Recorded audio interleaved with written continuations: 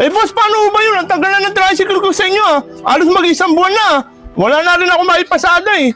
Eh boss, wala ako kasi pinararas ka na nga ako yun. Grabe ko kasi ang sunog. Ano po ba nangyari ron?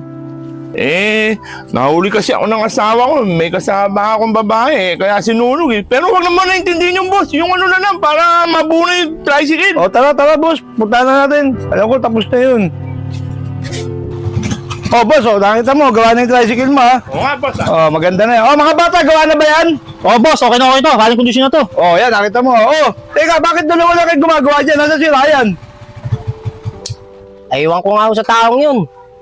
Ang aga magmerenda, kanina pa nga ako, hindi pa nabalik eh. Eh, kanina pa kami gumagawa dito. Kaya kami na lang tumapos nito, boss. Pambihira talaga yung si Ryan na yan. Sige, mga bata, huwag kayong mag-alala. Pagsasabihan ko na lang yan.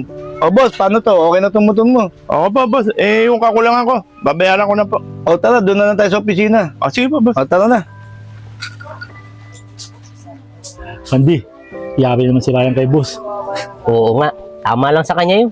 Gusto ko nga, matanggal na yun eh. Babawasan na naman yung sahod niya.